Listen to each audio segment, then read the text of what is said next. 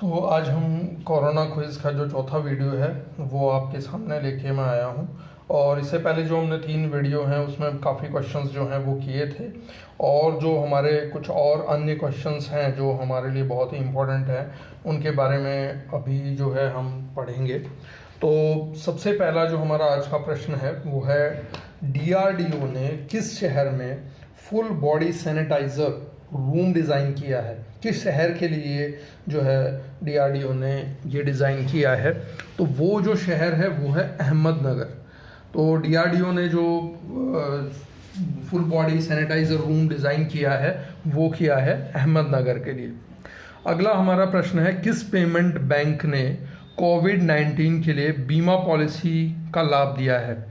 जो बहुत सारे हमारे ऐप होते हैं जो पेमेंट बैंक कहते हैं जिनको, तो उसके अंदर किस पेमेंट बैंक ने कोविड-19 के लिए बीमा पॉलिसी का लाभ दिया है कि अगर इसको किसी को अगर कोरोना वगैरह हो जाता है तो उसमें उसको जो है इंश्योरेंस मिलेगा या बीमा मिलेगा। तो वो किसने किया है? वो किया है एयरटेल पेमेंट ने।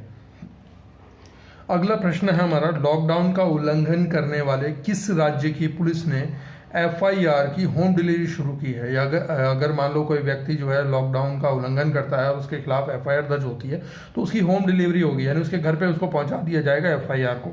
तो वो जो राज्य है वो है मध्य प्रदेश। अगला प्रश्न है, किस राज्य की सरकार ने कोविड-19 मॉनिटरिंग के लिए 5 सिस्टम ऐप विकसित करने की घोषणा की है? तो वो जो राज्य है वो है तेलंगाना। अगला प्रश्न है, सार्क द्वारा सदस्य देशों को कोविड-19 से लड़ने के लिए कितने मिलियन डॉलर की सहायता देने की घोषणा की गई है? जो हमारे साउथ एशियन रीजन के जो हमारे देश हैं उन्होंने एक जो संगठन बनाया हुआ है सार्क, उसके लिए जो है 5 मिलियन डॉलर की सहायता देने की घोषणा की है कि जो सदस्य देश हैं उनको कोरोना से लड़ने के लिए 7 मिलियन डॉलर की सहायता सार्क द्वारा सदस्य देशों को प्रदान की जाएगी। अगला प्रश्न है, HUL कोविड-19 के लिए किसके साथ समझौता किया है?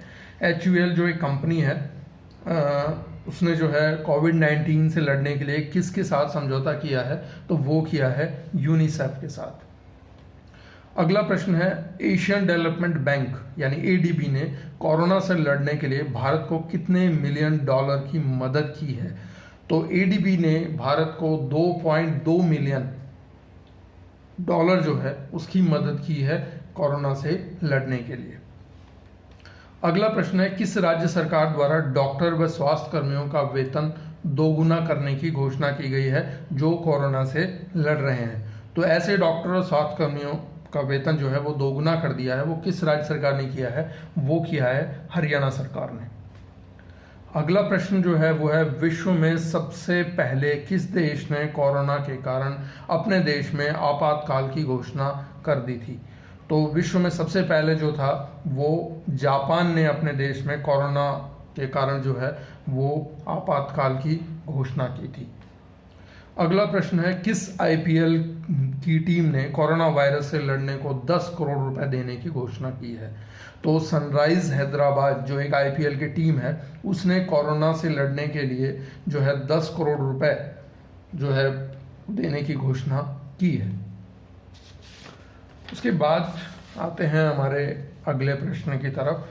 सबसे पहला जो प्रश्न है वो है, किस प्रसार भारती ने पुराने टीवी प्रोग्राम को दिखाने के लिए कौन सा नया चैनल शुरू किया है?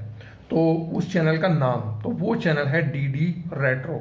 DD रेट्रो के ऊपर आपको पुराने जो प्रोग्राम थे वह जो पहले कभी आया करते थे उन प्रोग्राम के लिए एक अलग से नया चैनल बनाया है DD रेट्रो।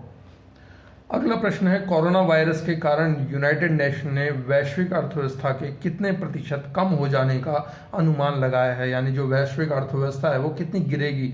तो वो उन्होंने बताया कि जो वैश्विक अर्थव्यवस्था है विश्व की वो 1.1% जो है वो पहले की तुलना में कम हो जाएगी।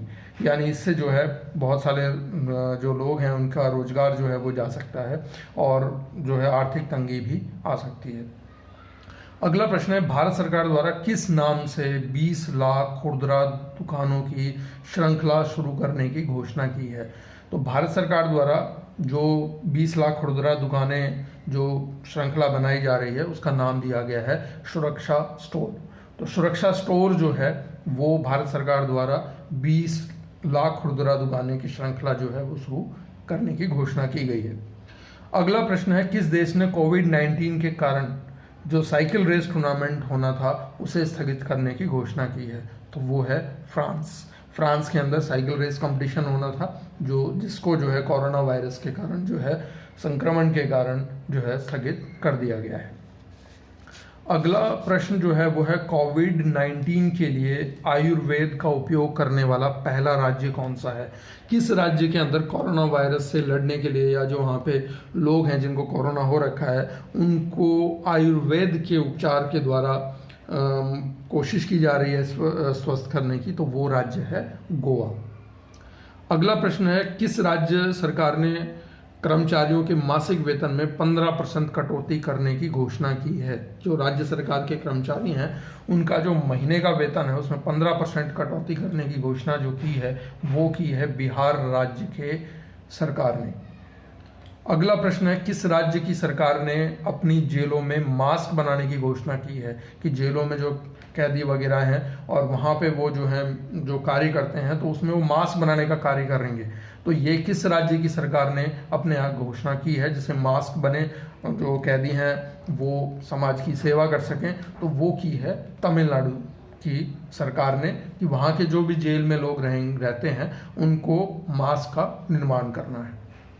अगला प्रश्न है, किस कंपनी ने कोविड-19 परीक्षण के लिए प्रयोगशाला बनाने की घोषणा की है? तो वो की है अमेजन ने। अमेजन कंपनी ने कोविड-19 परीक्षण के लिए प्रयोगशाला बनाई है जहाँ पे वो टेस्टिंग वगैरह जो है वो करेंगे। तो अमेजन कंपनी द्वारा कोविड-19 परीक्षण के लिए अलग से एक प्रयोगशाला बनाने की घोषणा की गई है। अगला प्रश्न है, किस राज्य ने कोविड-19 के उपचार के लिए प्लाज्मा थेरेपी का ट्रायल शुरू किया है? तो कोविड-19 के उपचार के लिए प्लाज्मा थेरेपी का जो ट्रायल किया गया है वो केरल सरकार द्वारा किया गया है कि वो वहाँ पे प्लाज्मा थेरेपी का इस्तेमाल करेंगे। आखिरी प्रश्न है आज का, भारत में तीसरा लॉकडाउन कब तक है? यानी कि तीसरा जो लॉकडाउन है उसकी समाप्त होने की अवधि कब है? तो उसकी अवधि जो है वो है 17 मई।